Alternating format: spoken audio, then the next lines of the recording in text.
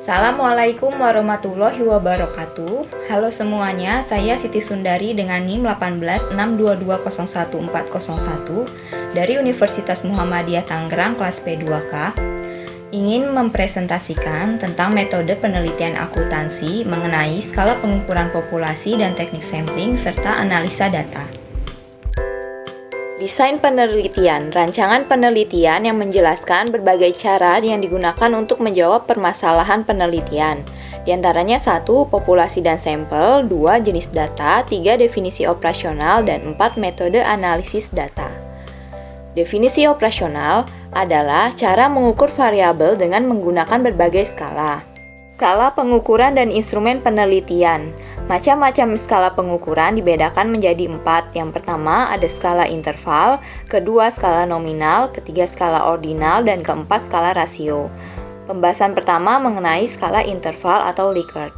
Skala Likert digunakan untuk mengukur sikap, pendapatan, dan persepsi seseorang atau sekelompok orang tentang fenomena. Dengan skala Likert, variabel dijabarkan sebagai indikator, kemudian indikator dijadikan item-item pertanyaan. Jawaban setiap item instrumen mempunyai gradasi dari sangat positif sampai sangat negatif. Contoh alternatif jawaban dalam skala Likert ada sangat setuju atau sangat positif, setuju atau positif, ragu-ragu atau negatif, tidak setuju atau sangat negatif, dan sangat tidak setuju. Atau ada selalu atau sangat baik, sering atau baik, kadang-kadang tidak baik, tidak pernah atau sangat tidak baik. Untuk sangat setuju atau selalu atau sangat positif diberi skor 5. Untuk setuju atau sering atau positif diberi skor 4. Untuk ragu-ragu atau kadang-kadang atau netral diberi skor 3.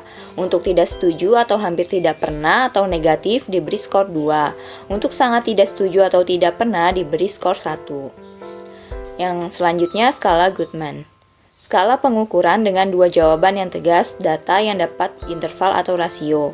Skala Goodman dapat dibuat dalam bentuk pilihan ganda juga dalam bentuk checklist.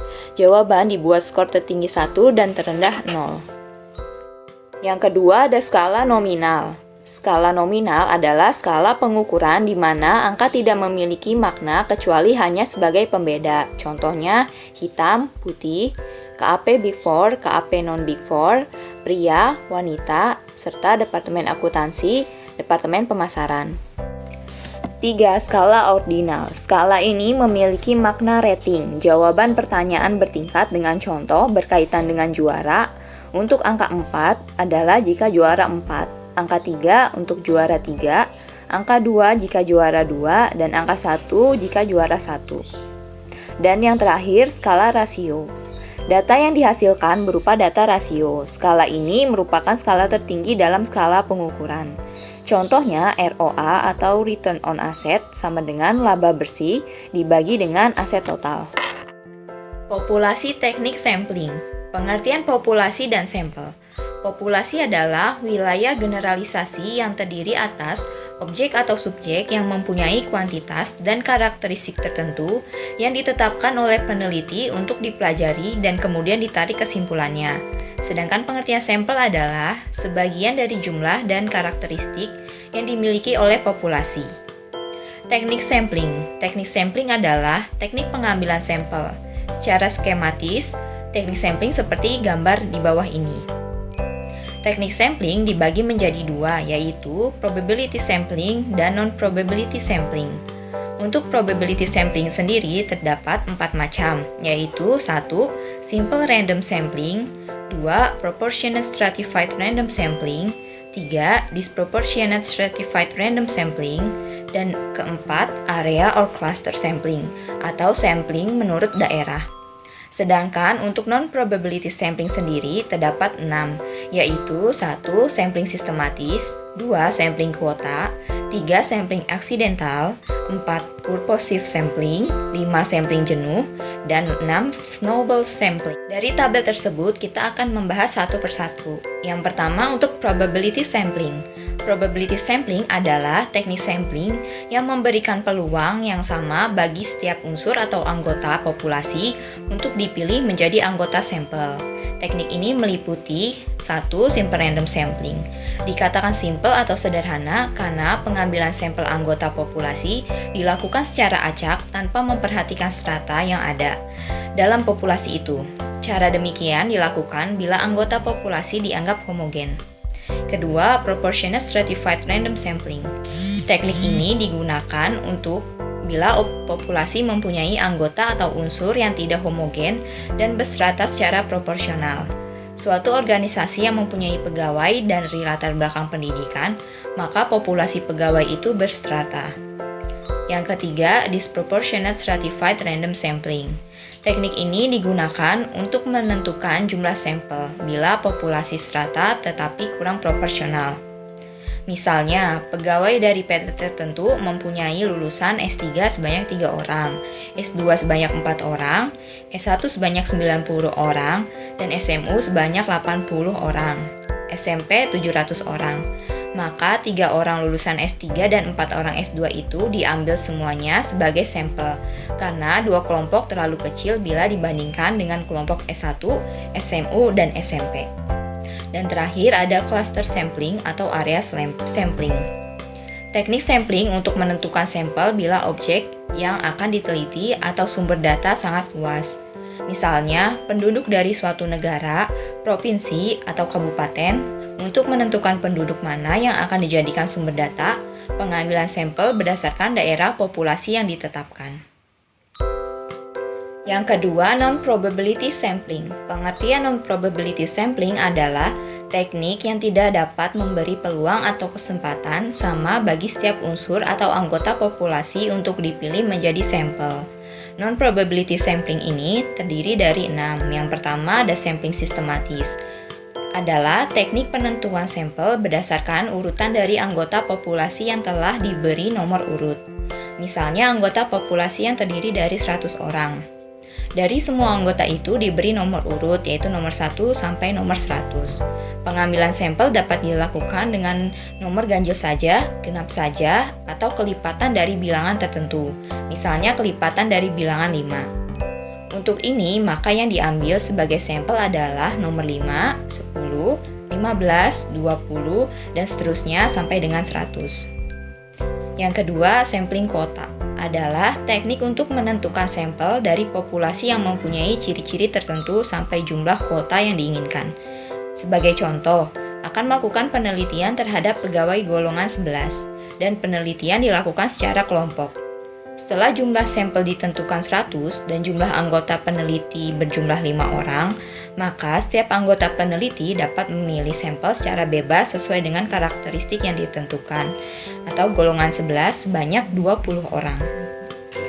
Yang ketiga, sampling aksidental adalah teknik penentuan sampel berdasarkan kebetulan, yaitu siapa saja yang secara kebetulan bertemu dengan peneliti dapat digunakan sebagai sampel, bila dipandang orang yang kebetulan ditemui itu cocok sebagai sumber data. Yang keempat, sampling purposive adalah teknik penentuan sampel dengan pertimbangan tertentu. Misalnya akan melakukan penelitian tentang disiplin pegawai, maka sampel yang dipilih adalah orang yang ahli dalam bidang kepegawaian saja.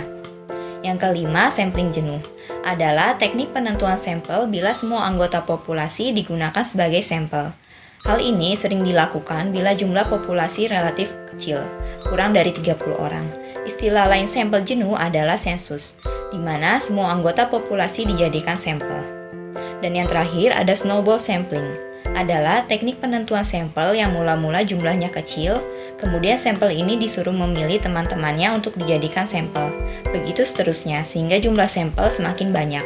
Ibarat bola salju yang menggelinding, makin lama makin besar.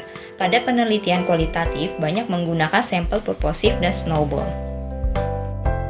Selanjutnya, analisis data. Dalam penelitian, analisis data merupakan kegiatan setelah data dari seluruh koresponden atau sumber data lain terkumpul.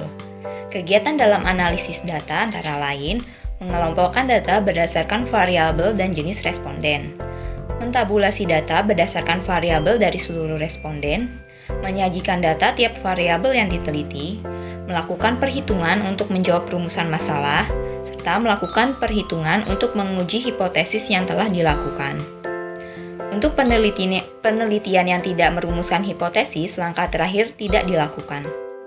Teknik analisis data dalam penelitian menggunakan statistik. Terdapat dua macam statistik yang digunakan untuk analisis data dalam penelitian, yaitu statistik deskriptif dan statistik inferensial, yang meliputi statistik parametris dan statistik non-parametris. Penjelasan mengenai statistik deskriptif dan statistik inferensial.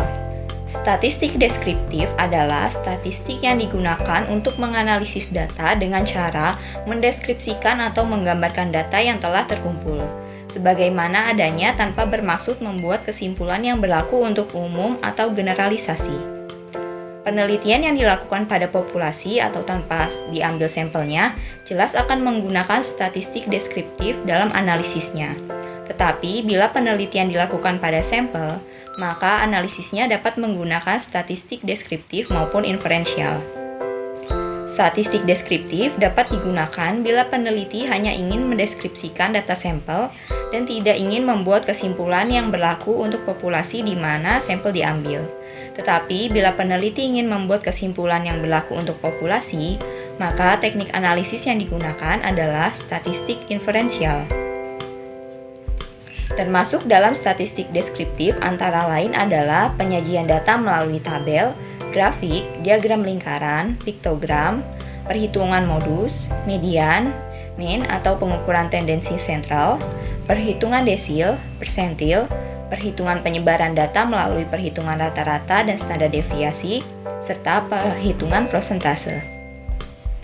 Dalam statistik deskriptif juga dapat dilakukan mencari kuatnya hubungan antara variabel melalui analisis korelasi, melakukan prediksi dengan analisis regresi, dan membuat perbandingan dengan membandingkan rata-rata data sampel atau populasi. Hanya perlu diketahui bahwa dalam analisis korelasi, regresi, atau membandingkan dua rata-rata atau lebih, tidak perlu diuji signifikansinya. Jadi, secara teknis dapat diketahui bahwa dalam statistik deskriptif tidak ada uji signifikansi, tidak ada taraf kesalahan karena peneliti tidak bermaksud membuat generalisasi sehingga tidak ada kesalahan generalisasi. Statistik inferensial atau sering juga disebut statistik induktif atau statistik probabilitas adalah teknik statistik yang digunakan untuk menganalisis data sampel dan hasilnya diberlakukan untuk populasi. Statistik inferensial digunakan bila sampel diambil dari populasi yang jelas, dan teknik pengambilan sampel dari populasi itu dilakukan secara random yang disebut statistik probabilitas. Karena kesimpulan yang diberlakukan untuk populasi berdasarkan data sampel itu kebenarannya bersifat peluang atau probability. Suatu kesimpulan dari data sampel yang akan diberlakukan untuk populasi itu mempunyai peluang kesalahan dan kebenaran atau kepercayaan yang dinyatakan dalam bentuk prosentase. Selanjutnya, statistik parametris adalah statistik yang digunakan untuk menganalisis data interval dan rasio. Sedangkan statistik non-parametris adalah statistik yang digunakan untuk menganalisis data nominal atau ordinal. Demikian pembahasan tentang metodologi penelitian akuntansi mengenai skala pengukuran populasi dan teknik sampling serta analisa data. Semoga dapat bermanfaat dan menambah pengetahuan kita semua. Sampai jumpa di video selanjutnya. Wassalamualaikum warahmatullahi wabarakatuh.